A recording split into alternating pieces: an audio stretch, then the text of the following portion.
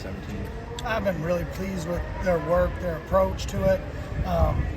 It's a veteran group, even though a lot of the faces might be new to people, in our fan base. But, the guys who are our 4 top guys right now, they've played a lot of football, so they've approached their work with a real veteran attitude to it. And there's great competition. I've been really pleased with the consistency and the work ethic and the approach that they brought to this fall camp. Have you settled yet? Oh, sorry. Go ahead. Have you settled yet on punt return, kick return? Who are maybe some of the names in the mix if you haven't? We're getting really pretty close on both of those. I feel really confident about a couple different guys at punt return. Jalen Lucas has been back there. Malik Benson's been back there. LaWayne McCoy's been back there. So that group has been really pretty good. And they all have different moments where they've really flashed. Same at kick returner. Deuce has some experience and had a good year a year ago. We have Jalen back there. We have a really talented group of skilled players that, if we needed to, could call on some depth there at that spot. So I feel good with where we're at from a kick return or punt return spot. Marvin was obviously slow for a week or so at start of camp. What has he shown as he's gotten going, and just how impressed have you been by all the tools he brings? Yeah, I thought Marvin really finished his spring real well. I thought he had a good summer. A little bit disappointed for him that he was kind of limited in those first 8 or 9 practices, but really since he's been back, he kind of picked up where he left off. I don't really see any drop off. I don't see any nag to any injury with him. He's playing fast. He's playing hard. I like what I see out of Marvin to this point. With Sione, does he give you a little something different than most of the other guys in the room? Yeah, I think the room kind of complements each other. Sione's a big physical, tough presence, especially in the run game. He has some pass rush ability, obviously, but what he really has an ability is a change up for the physicality we can have at that end spot, especially against the run. And I like what he's done so far. He's a great person and a great worker. Do you foresee Aaron Hester being a part of the rotation and getting on the field? I do. What we typically do is we have 5 guys that are kind of in that ready rotation. The thing that's unique about Aaron is I do think he brings a legitimate pass rush skill set. Not that he isn't good against the run, because he is, but he does bring a skill set in the pass rush, and I do think we're going to be able to utilize him and get him kind of in that rotation, get him a role within the defense. What kind of challenge? Georgia Tech's running game, they were very good at it last year. Quarterback to go out. What kind of challenge did they present week 1 going against? You always respect the team whose head coach has a offensive line background. So you could tell that the emphasis is going to be that they're going to establish the run game. They're good at it. They have the stretch schemes, they have the gap schemes, the counters, and they have the quarterback run element off of it. So you got to be really aware of your role, your responsibility in doing your job. And that's really been the major point of emphasis for our guys as we started our preparation for them and how we're going to defend the run. And we know it's going to be a challenge, but I think our guys are very excited about that challenge. Pat's obviously really well established here, but what have you been impressed by with regards to him in the preseason? Pat, I think there's 2 elements that I've been really, proud of Pat's growth and development.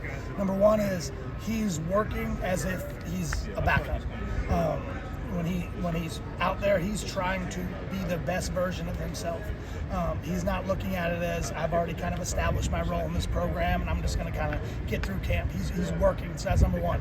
But 2, he's taking a leadership role within the unit, which is something that he's never really been asked to do before because of some of the other guys that were in the room.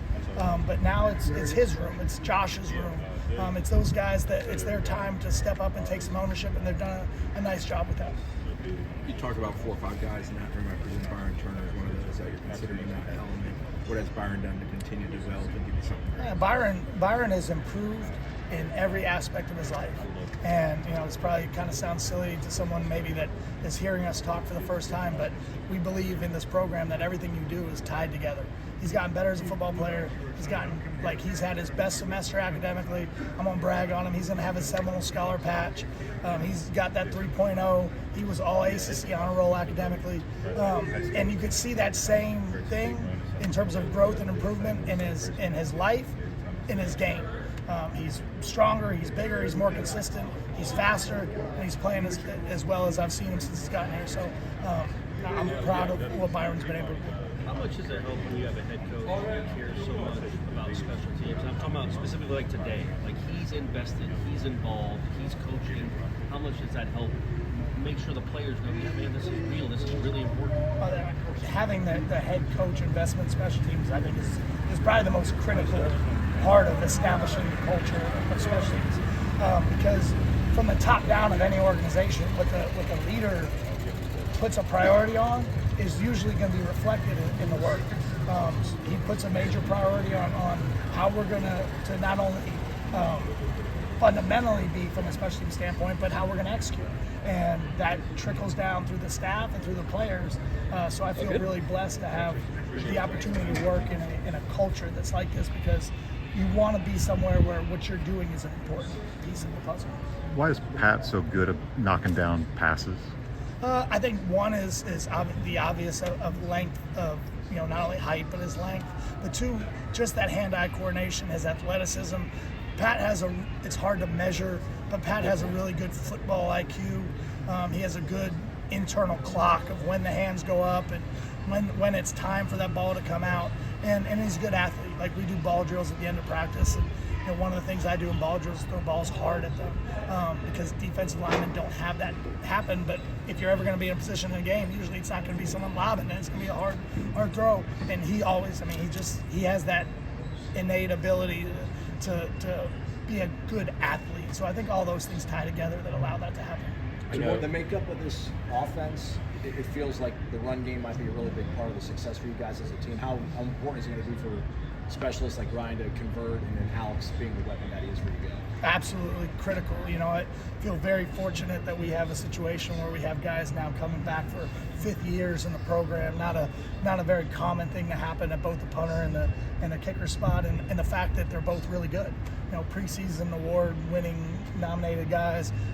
So I think they're poised to have the best year they've ever had here, and everything that's happened in fall camp at this point is leading me to believe that's going to be the case this year. I presume you're not counting on him this year, but D.D. Holmes, what has he shown you since his arrival? How has he done just progressing with each and every practice? I think my favorite thing about D.D. at this point is his improvement. I think his first day, especially the first day of contact, I think it's a little bit of a shock to the system for any defensive lineman who's making that transition from high school to college, and then just to see the growth and the play more faster, more physical, with more confidence as this camp has gone on. It showed up. He played with the second group in majority of the scrimmage last week, just because of how we were rotating guys, and he held his own in every way, and I thought he did a good job.